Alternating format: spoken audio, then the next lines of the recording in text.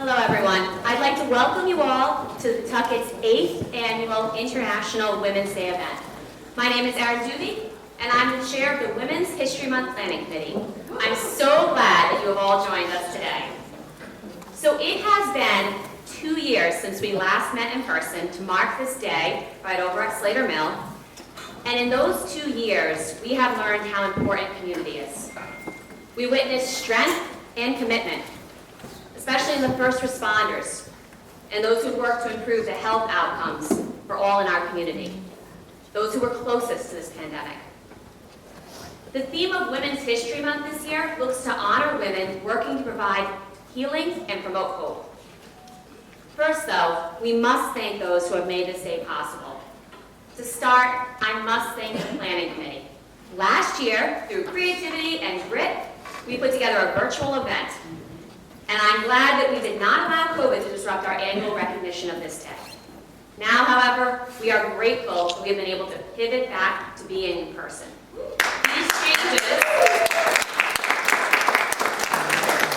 These changes are only possible with a strong planning committee. All of the women on the planning committee inspire me as they juggle multiple responsibilities and still commit time to planning this event. I'm so happy to see your faces today so that I can thank you in person. Please stand if you are a member of the Women's History Month Planning Committee.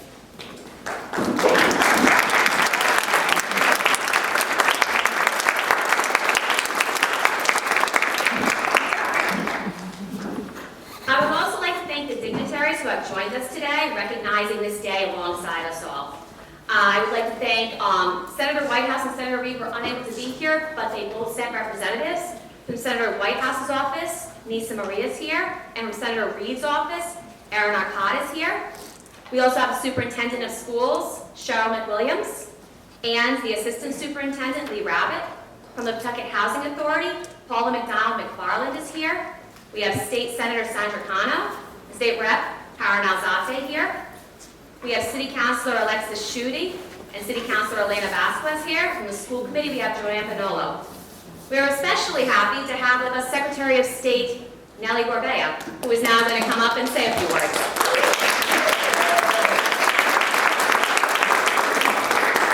So it is wonderful to be here in person with all of you, despite my laryngitis, which is horrible this time of the year, but I couldn't resist. I mean, congratulations to the organizers. I know that Senator Cano way back when, I still have, there was a pendant that you gave at one of them. This is needed. This is needed because we need to come together.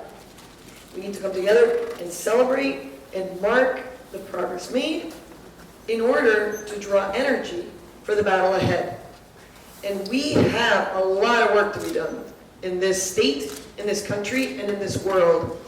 And the key to the success of things changing is getting women involved and women in decision-making positions like what you have here today. That's what makes the difference. I'm excited to be with you here to celebrate. Thank you so much, and I look forward for the rest of the program.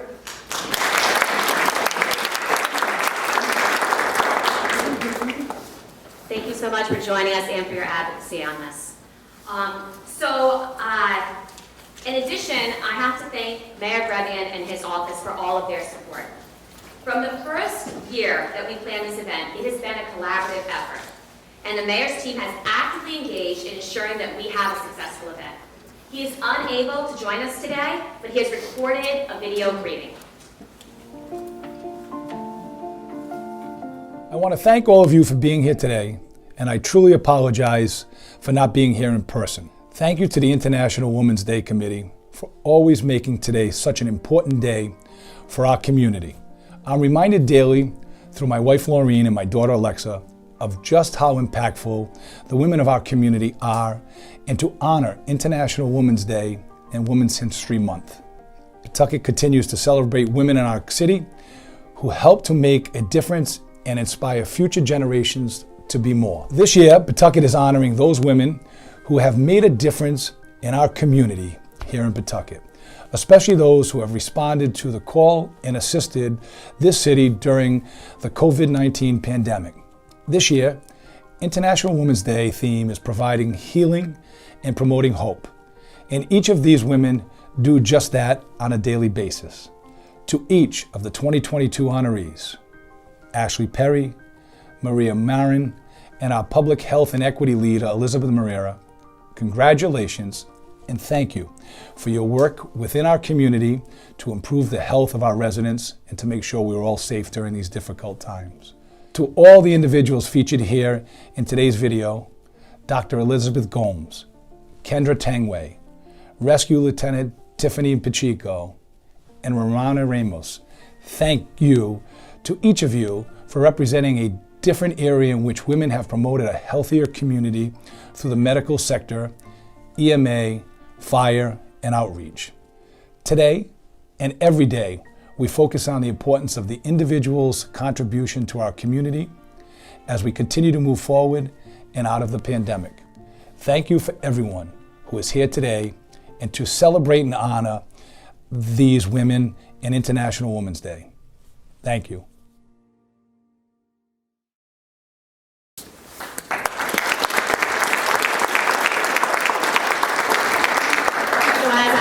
I thank the mayor and his entire team for their partnership in making sure this is a successful event. I would now like to call up Lori Urso, the Executive Director of the Old Slater Mill Association. She'll provide us with a brief history lesson to ground us in today's event.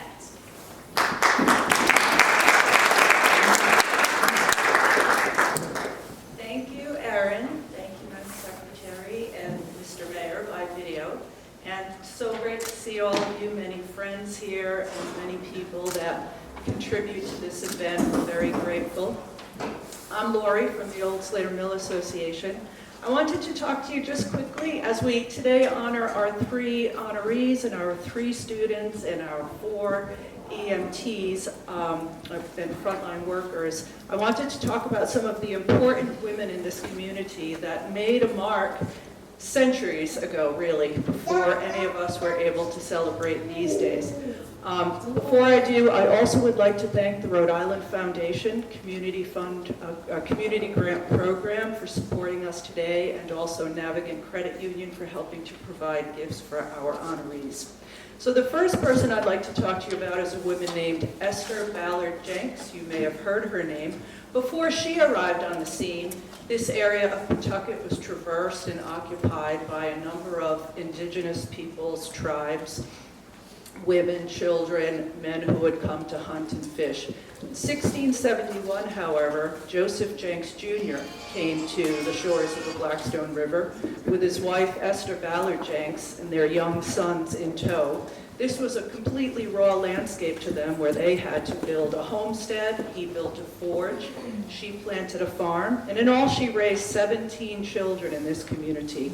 And I think we know how deeply the Jenks name has taken root in this community. So just as well as her husband, Joseph Jr., founded this community, so did Esther Ballard Jenks, and she needs to be recognized for that. I'd also like to mention the child bride, basically, of Samuel Slater. Her name was Hannah Wilkinson Slater. They met when he came from England, and she was age 15 at that time. By 16, she was his wife, and they moved into a home that he built right aside the old Slater Mill. In 1793, Hannah Wilkinson Slater took some of the cotton yarn that her husband had spun at the old Slater Mill, put it on her wheel, which she was an expert in operating, and she drew that yarn down to a fine cotton sewing thread. The first time we had cotton sewing thread, until then it was only silk that was imported or linen that we spun. So she was an important figure in the American Industrial Revolution because for over 150 years, one of Pawtucket's biggest exports was cottons, or fine sewing threads, cotton and other types. So I think she needs to really be recognized for that contribution. And shortly before she died young from complications of childbirth. Shortly before, she and her sister Lydia formed a female beneficence society here in Pawtucket. So in her own right, a feminist as well in the early 1800s. So that's Hannah Wilkinson Slater. And lastly, someone you've unlikely heard of, but also played a major role in the American textile industry was Rebecca Cole. Rebecca Cole was a widow. She came across the Atlantic with her 4 children to Pawtucket. She took up residence in the home of Hannah and Samuel Slater, and she was homesick. Samuel Slater wrote to Moses Brown in 1795, "She's very Pawtucket sick. She really regrets coming across." But that didn't last. Before long, she took over the bleaching field for Moses Brown. And the bleaching field was located where today the parking lot sits between this building and Slater Mill. And the bleaching of the fibers was a very important part of the cotton process. So Rebecca Cole, or Mother Cole as they called her, was also an important figure in the American Industrial Revolution that perhaps has completely escaped our memories. She did so well, by the way, that in 1806, she actually bought her own home from Samuel Slater and Timothy Green on the other side of the river. So a true citizen of the community. If you'd like to learn more for Women's History Month about Esther Ballard Jenks, Hannah Wilkinson Slater, Rebecca Cole, and many other women that had a great impact on our community, please visit the Elizabeth J. Johnson Pawtucket History Research Center at Pawtucket Public Library. So named for one of our most well-known contemporary historians in this town, an amazing genealogist, a founder of the Preservation Society of Pawtucket, and also one of the original employees of the old Slater Mill Association, 50 years before I ever showed up. So let's honor Betty Johnson as well as these other amazing women today. Thank you all for coming, and I'll turn it back over to our children.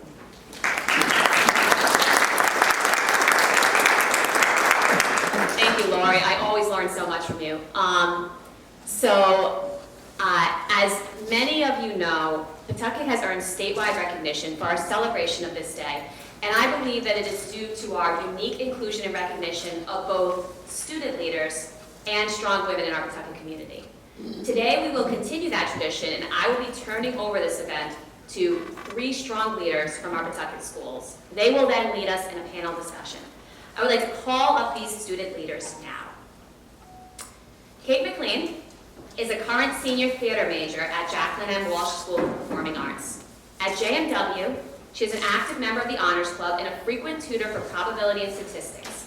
She's at the top of the senior class, and outside of school, she works a part-time job as a floor worker and pharmacy technician at Walgreens. Next year, Kate plans to attend Rensselaer Polytechnic Institute to study cognitive science and artificial intelligence. Please join me in welcoming Kate.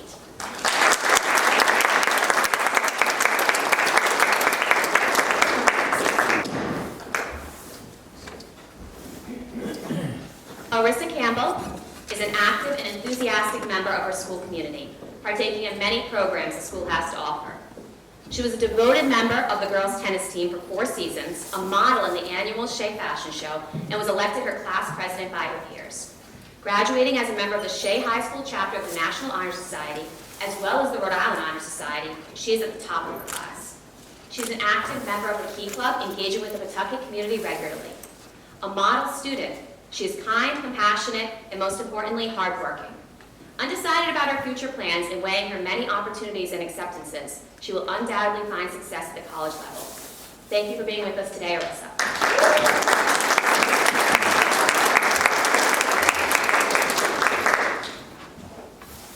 Victoria Quinn is a senior at Tolman High School. She balances multiple different responsibilities while also working to stay at the top of her class. She manages an accelerated and advanced placement course load at school while also working at Dunkin' Donuts and interning for a criminal defense authority. In addition, Victoria sees the value of giving back and has spent the past summers volunteering babysitting services to a family of 3 children. She is looking to pursue a career in law after graduation. Welcome to Victoria.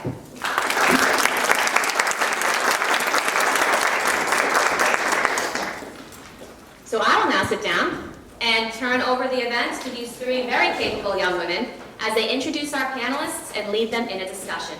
Kate, would you like to get us started? Of course, thank you. I would like to start by introducing and calling up the first of our 3 panelists. Ashley Perry serves as the Pawtucket Program Manager at Project Weber Renew. Project Weber Renew provides peer-led harm reduction and recovery support services, believing that all people deserve a loving space free from judgment and that everybody has the power to change. They build relationships with the systemic change. Ashley is a survivor of human trafficking and a former sex worker. She is a strong advocate for women who have been trafficked, engaged in sex work, and have substance use disorders. At Project Weber Renew, she is able to use her own voice to break down barriers and stigmas that she and the people she serves face. Ashley, thank you for joining us today.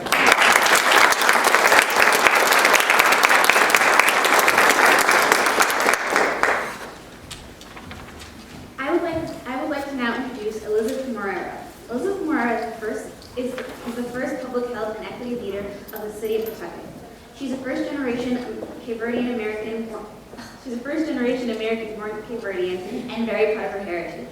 She received a Bachelor of Science from the University of Rhode Island and a Master's in Healthcare Administration from PHS University. Elizabeth fills her passion for providing health care to those who otherwise do not have access.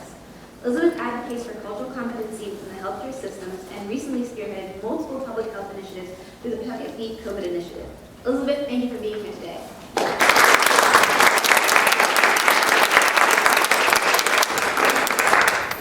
I have the honor of introducing our third panelist.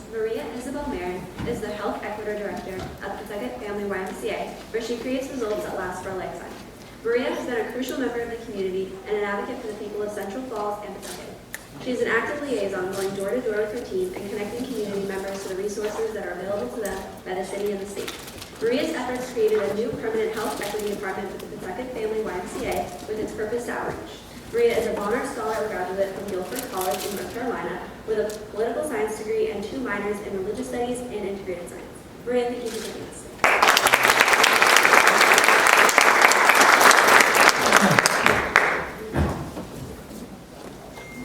I would like to thank each of you for joining us today, and I would get us started with the first question for Maria. How would you describe the feeling you get from giving back to your community, and what is it about working with families that you find particularly important? I think for me, it's just like, I have joy. And that's like the best word I can describe is the joy that I get from serving my community. It also reminds me of how I was raised, which was always to give back to the community. And people are like, why do you do it? I'm like, because I cannot not do it. Like, it's part of who I am and what I believe in. So, wholeheartedly. Thank you. Ashley, how did your experience impact your success at Project Weber Renew? So our model is a peer-based model where we use our own experiences to really advocate for the people that we serve. And my hope is that me being the person that I've become today shows hope to the community that I serve every day. My next question is one that can apply to both Elizabeth and Maria. It is so very important that all humans have a fair and just opportunity to be healthy. Do you find that there are specific obstacles that women face, and are there ways that even without pursuing a career in health equity that we can help institute change? Elizabeth, do you want to answer first? Sure, that is something that I'm definitely passionate about, in ensuring that all people have access to quality health care no matter what background you come from.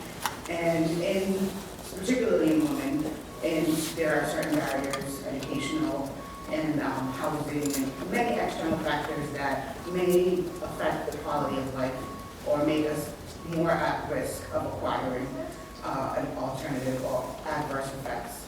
But I think what we can do, especially coming out of the pandemic and getting back into the swing of things, especially as women, is to access preventative health care. Get back into the doctor's office, get the screenings that you're recommended to by your age group, and ensure that you're always championing your health and putting yourself first. That's the only way that you can continue to do the work that you do to continue to uplift our community.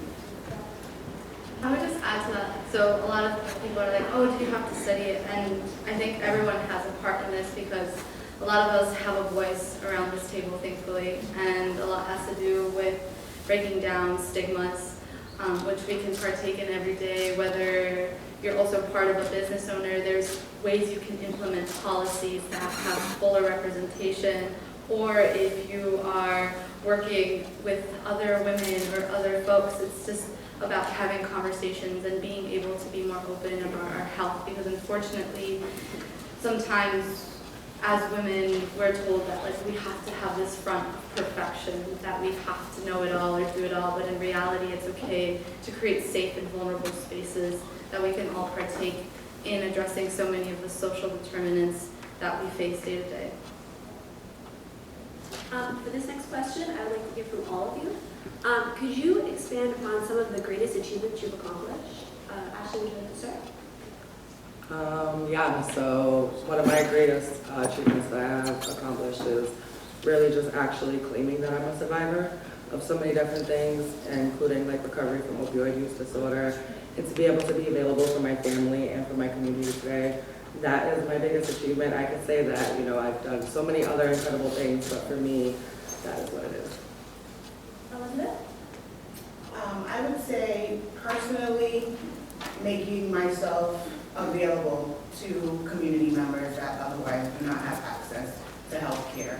People who have language as a barrier, people who have certain disorders as a barrier that doesn't help them achieve optimal outcomes. And I feel that making sure you're understanding the community you serve and accepting difference and accepting people to be who they are. Personally, I feel that has been impactful in my work day-to-day.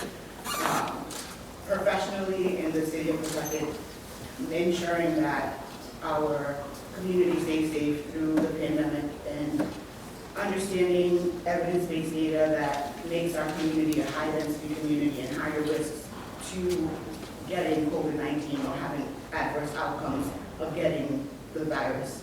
And ensuring that people have information in different languages and meeting people really, truly where they are is one of my greatest accomplishments in the first year here at the City of Pawtucket. Greatest compliment is being a first-generation student from my household, and another would be just echoing a bit of what Elizabeth says, just being a bridge. Like, I know that sounds so redundant, but some people are like, what would you be if you could be anything? And I was like, a bridge, because I think a lot of times that's how we're able to really engage the community, is by being there and allowing them to know that we are there for them, not just to fulfill numbers or anything like that, but we are there for them as a person, and we're here to bridge them to access what they need to be more independent, to feel empowered in what they can do. So I would say those are the two things. I have a question for Ashley. What suggestions would you have after going through what you did to make it easier in our society for victims to move forward? So we need to break down stigma. That needs to be on the top of our priority for everything. Most women who are, you know, being human trafficked, they're stigmatized against because people don't see why they're human trafficked. People don't see how the criminalization of sex work really makes them victims to become human trafficking. We need to take away stigma. We need to decriminalize sex work. And we need to keep doing that work in the community to keep saying that these things are not okay. Thank you. All right, my next question is a general one for the panel. As women who are pursuing careers in a path that is traditionally male-dominated, do you have any advice for navigating the gender gap and power structures in the workplace? Does anybody want to go first? I would just say be unapologetically yourself, because I think regardless of the workforce you will receive a lot of resistance, but you have to just know who you are and where you stand and be proud of that, even though at the table you might be the only woman, or at the table you might be like the other person. So don't be afraid to be yourself and to be loud and to demand what is your right. I would echo that and to say show up, to continue to go to the meetings, continue to make it a norm that you're there, and make it a norm that you exist and you have goals and you have policies that you would like to be put in place that are catered towards women, and making sure that we always have a seat at the table will always be my advice. You have to show up, and you have to show up proud and with dignity on what you believe in and what you stand for. Yeah, I would just echo what both of them said. I feel like here in Pawtucket, I've seen most of the women in these rooms are women that I'm on meetings with almost all the time. And I would say that here in Pawtucket, we have a huge presence of women, and we just need to keep continuing with that and declaring it that we are leaders. So this next question is for Maria. How would you say your cultural background influenced your choice of work? I think, honestly, it was the ability to actually understand where the community was coming from. So my family, we did immigrate into this country, and so understanding what it was like as a child to translate all of these documents and going to the doctor's appointments and seeing the challenges my parents faced in trying to find employment because of the language barriers. So a lot of the times I was able to have a better understanding of where a lot of our community members were coming from and the challenges they faced, and was able to speak onto that they should be proud of the fact that they're helping their parents and their grandparents in navigating this completely, it's like a different world here. And so I think it also allowed me to just wanting to be more present in a way that I can make impact the same way, even though it was small within my own household or other households here. Thank you. For Elizabeth, what can we as a community do to encourage people, particularly the women of Pawtucket, to seek out health care without distress? First, it's a twofold. We need to make sure that we're, as women, as people in general, are open with our providers, have the conversation, have the true conversation with where you're at with your health care, but also on the provider level, to make that safe space for individuals, especially coupled with competent safe spaces, understanding that different people of different backgrounds may act in a way that is culturally appropriate for them, and having an understanding of that as a provider. To work together to make realistic treatment options available for people, and to make sure that with the treatment options that are recommended for our community is something that they will stick with, and something that makes sense for their culture, their background. Providing individualized care is really important, specifically in a community where the immigrant population is very dense, and English is not the first language of many people, specifically in the city of Pawtucket. So understanding that that's a thing, and addressing it, and ensuring that we're always being equitable in every approach and step that we take. My next question is for Ashley. Earlier you mentioned that one of the highest priorities we have is to dispel the stigma surrounding sex work. So how do you propose that us as women actually follow through with doing that? I would say to be in solidarity with other women who choose to do sex work. So there is a clear distinction between human trafficking and sex work. We need to decriminalize against sex work so that we can make those distinctions more clearer. And we need more women who maybe don't engage in sex work, or who will never engage in sex work, to really stand in solidarity with us to declare that what a woman wants to do with their body should be their choice. Thank you. Elizabeth, what would you say your inspiration was for your line of work?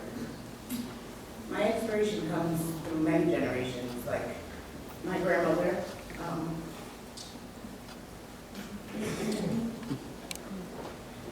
She immigrated from Cape Verde. She was a widow at 30 years old and brought 10 children here by herself. And not knowing the language, not knowing what snow looked like, they pushed through, they navigated. My mom's 14 years old, not knowing the language, but today holds a leadership role at one of the top hospitals in Boston. And our mission work that we do through our nonprofit, the people in Cape Verde that we serve every year, through intervention, through education, through technology transfer, those are all the people that inspire me to go forward. Thank you so much. Maria, what obstacles did you face during your journey to leadership that the young women of Pawtucket may identify with today? I think age is a huge thing. It's very hard to navigate spaces where mostly people are of much older age. And so I think for me it was just establishing a sense of respect between those who were older than me, not knowing that I was there to serve, and I wanted to serve the community and focusing on that baseline. As well as like what Elizabeth said, just showing up. I think those two things, showing respect and showing up, people are able to kind of start seeing that you're actually there because you care about the community. And so they can actually give you a place at the table. And if it doesn't happen, sometimes we have to create our own tables, which is also okay too. Thank you. All right, so now I'd like to start around the panel with the final question, which is one for all three of you. Of the countless people you've met in your life, is there any one woman that jumps to your mind that has had a significant impact on who you are and where you are today? So I'll answer first. The woman who's currently had the most impact on my life is always my grandmother and my mom, but one woman in particular is my boss, Colleen Daly and Joy. She runs a whole organization of peers like me. And when you look at me on paper, I'm somebody who has no employment history. I'm somebody who has bad credit. I have a criminal history. I have so many things wrong with me, and she gave me a shot. And today, I do what she did for me for so many other people, and I am so forever grateful for her. And so I love her so much for everything that she's done and what she's created in this community that started here in Pawtucket. For me, I can't pinpoint one person. Said I was going to try to say that happens. There are many people, including many people sitting here today, my colleagues, the people I work with. Like Ashley said, the people who give you that chance every time, who give you the voice, who empower you to continue and to stand for what you live by and what you see every day. So being able to have that opportunity, specifically in the city of Pawtucket, my mayor is a male, but I talk to him and I tell him these are the things that are needed, and feeling that sense of confidence to be able to have that conversation specifically with a male who probably doesn't understand my background whatsoever. I think that there are many people, and I can't just pinpoint one, and not even by gender. A little combination of both. My grandmother and my mother have a huge influence of the person who I am today. And then the same as Elizabeth said, is the people around this table, the people in this room has made such a huge impact. Like, I remember when I met Elizabeth and I was in awe of everything that she did, because I met her back when she was like focusing on her nonprofit and the work and that dedication, which was like, wow, like other people care too. Other women are also a part of this fight. So it's basically everyone here that keeps on fighting and dedicating to serve this community. Thank you. Thank you, panelists. Thank you so much for joining us today and answering our questions. I will turn the event back over to Women's History Month Chair, Erin.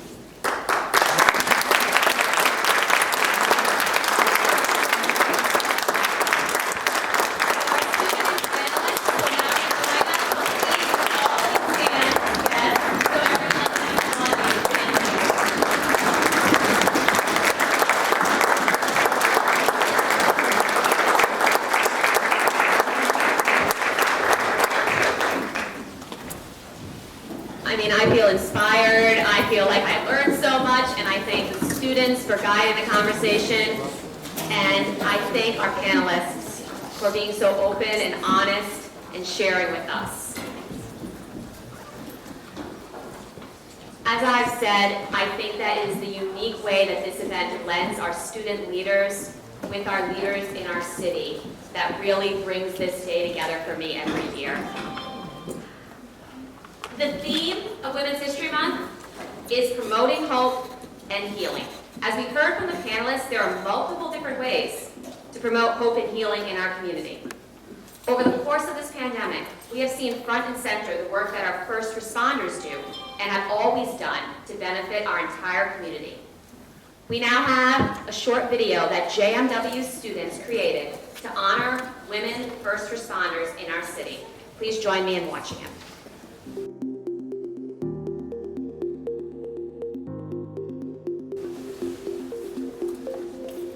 My name is Kendra Tanguay. I am the Preparedness Officer for the Pawtucket Central Falls Emergency Management Agency. My name is Tiffany Pacheco.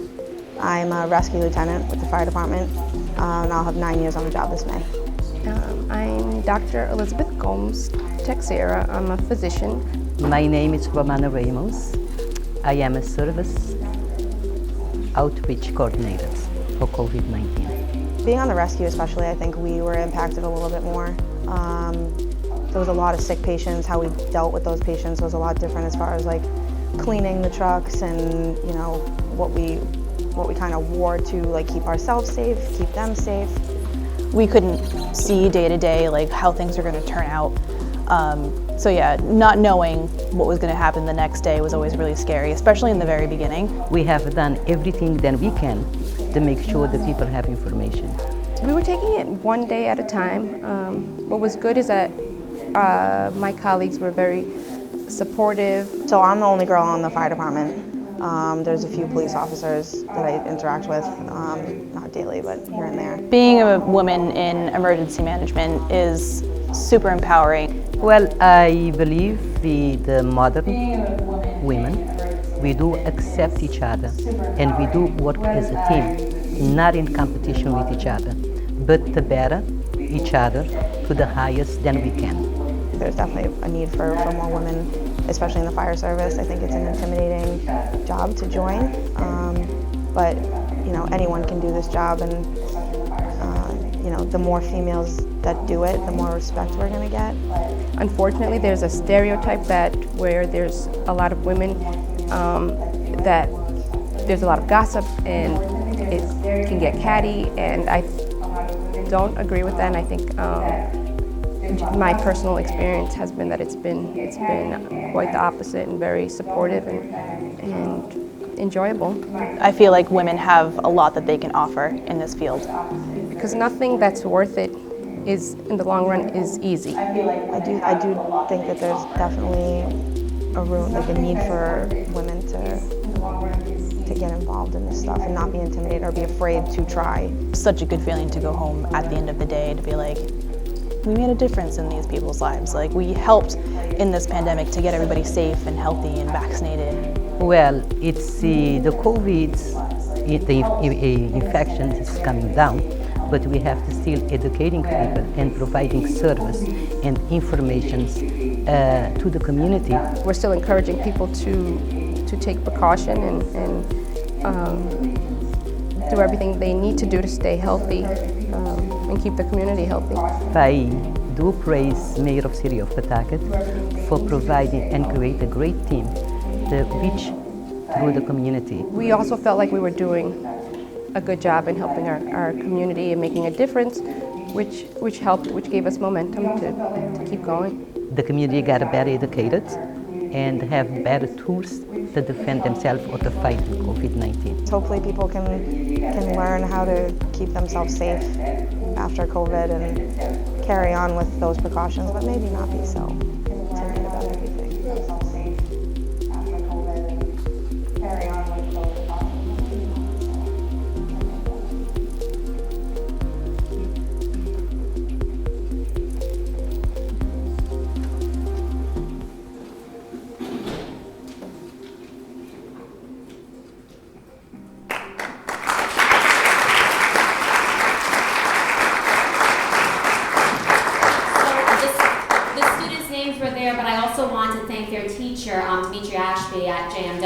For putting together that wonderful video to mark the achievements. I know the sound wasn't that great to be able to hear the whole video, but we do have it already up on YouTube, and it's going to be included on the website, which you will see on the program. Yes, it's on the program, where you'll also get a video of the entire program today.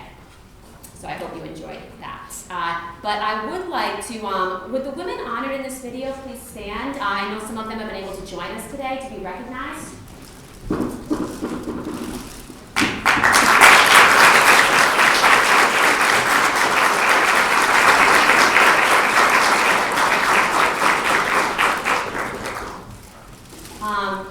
So it is now the point of the program that I will turn over this podium to one of my heroes and the woman who first started marking International Women's Day in Pawtucket, State Senator Sandra.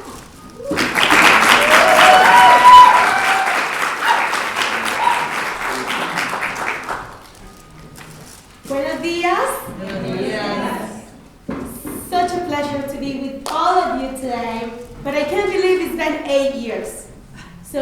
celebrating International Women's Day in the city of Pawtucket because of all of you. 8 years ago, I remember a city councilwoman trying to introduce the first resolution in the city of Pawtucket for International Women's Day. And I was very happy that I found like my good friends and sisters that joined me on the start of this event. Starting by school community woman Kim Grant, that is not able to be here today. We joined forces, we got the people from the community, and we started celebrating what is so needed and is celebrated around the world. So today is International Women's Day, March 8th, and as you all know, it's a global celebration of social, economic, cultural, and political achievements of women. The day also calls for action for accelerating women's equality. International Women's Day has occurred well for over a century, with the first International Women Gathering in 1911, supported by over 1 million people. Today, International Women's Day belongs to all collective groups everywhere, not only here, but around the world. So, you already heard about our theme for this celebration. But my goal today is also to tell you that today has a specific theme. And the theme of International Women's Day today is break the bias. Imagine a gender equal world, a world free of bias, stereotypes and discrimination, a world that's diverse, equitable, and inclusive, a world where difference is valued and celebrated. Together, we can forge women's equality. Collectively, we can all break the bias. So I'm going to ask you all to stand up, please. And you see a lot of purple in the room today. And that is because that's the color of International Women's Day. So I'm going to ask you to do an exercise with me and then just put your hands like this. And today, during the day, you're going to see a lot of pictures of people doing this. And this is representing break the bias. So let's collectively get out of this room with that message and image. Let's break the bias. It is unconsciously that sometimes we do have biases, but it is consciously that we can recognize that we no longer want to have those biases. So let's break the bias, everybody. Happy International Women's Day.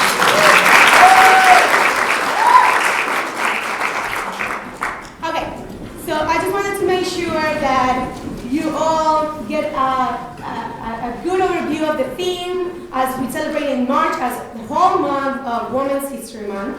But today marks the day that we kick off the event here in Pawtucket. And we're going to have different events during the course of the month.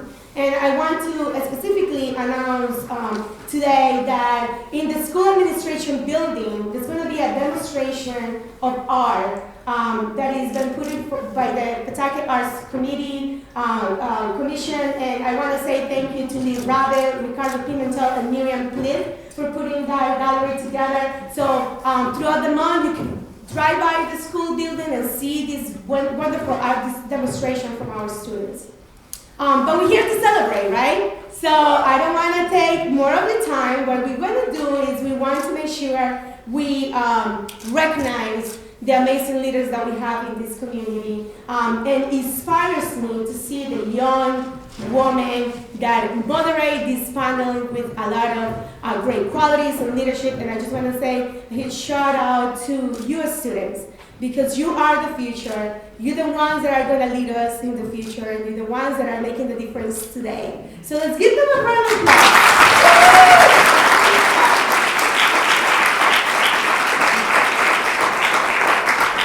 And I just saw my good friend and mayor of the city of Central Falls, Mayor Rivera. Thank you so much for joining us today.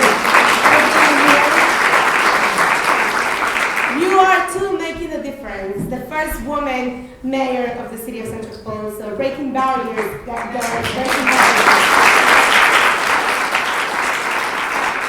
Okay, so I'd like to call with me at this time Gail Others, which is our friend from the Empowerment Factory that every year create our wonderful awards for us. And I want to ask Gail to tell us what inspires you to do these awards before we give it out to our honorees today. Well, I just want to start with how much I love this community, Pawtucket and Central Falls, because it's a group of people that we really are a community. We are people who help each other and who care about each other. And as an artist, it brings me great joy to make these pieces of artwork, these awards, for people who are making such a difference, and people who will make a difference in our future. And on the awards, flowers have recycled flowers made from cans, the rebirth of something to reuse, repurpose, transform. And then in the center is a genuine cultured pearl, which to me represents beautiful things that manifest when you overcome difficult situations. And I know that all of you will go forth and continue with the work that you do, and it brings me great joy to be able to participate in this day.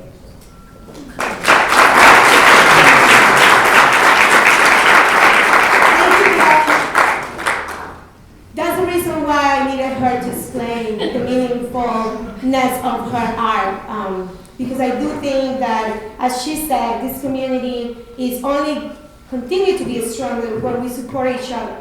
And this is the time that I also say and give a shout out to Stacy from Day My Day. If you were able to enjoy already the beautiful display and food that is outside, that is because we support our own. And Stacy from Day My Day, thank you so much.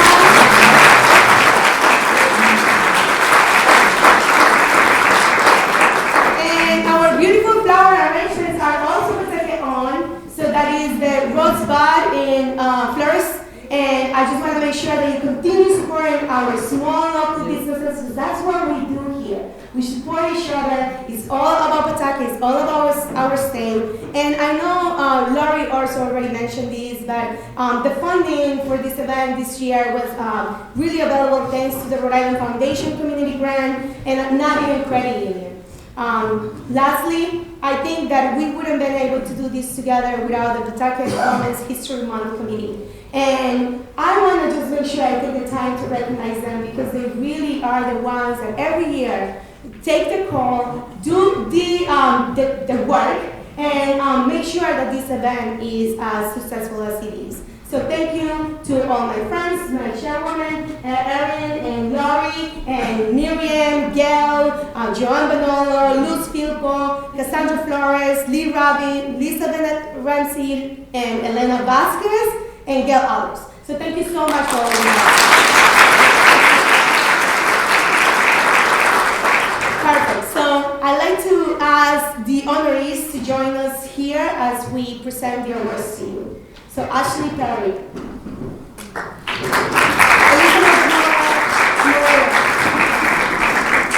Maria Isabel Marin,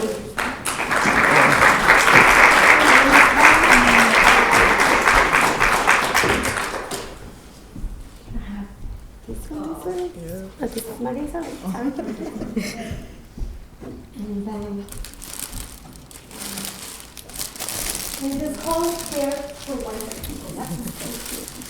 And I'm calling Kate Mclean, Victoria Quinn, Arissa Campbell.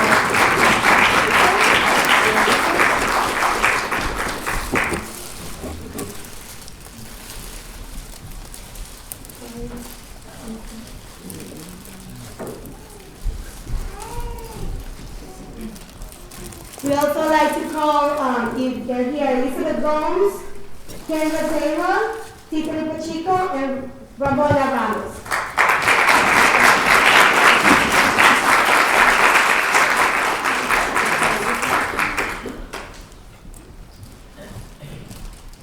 That's Dr. Gomes.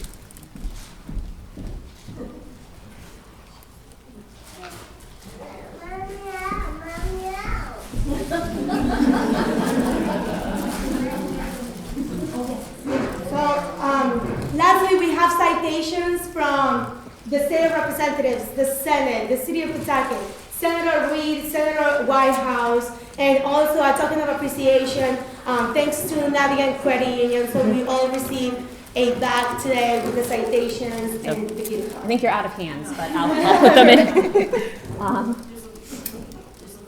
Victoria? Oh, perfect. Thank you. So I love for all the honorees to gather right here in the back so we can all take a picture. Yeah, I think I'll hold the bags We'll for get now. the bags Yeah. in a second. If you can just come to the back, right, thank you, in the center.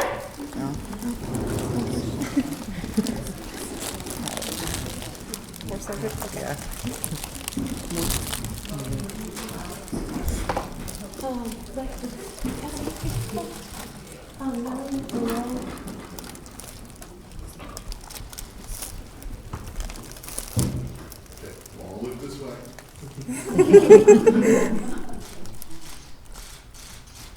Thank you.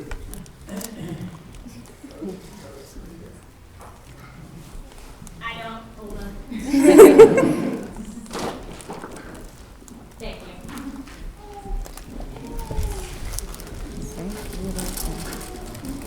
Okay, everybody, let's just continue celebrating International Women's Day. There is plenty of food. I please to recognize Councilman Gregor that is here today, and former Councilor Vitale was around here as well. And Councilwoman Velasquez is also here today. Thank you, everyone. Let's continue breaking the barriers, celebrating International Women's Day. It's plenty of food, so let's continue celebration. Thank you. Have a blessed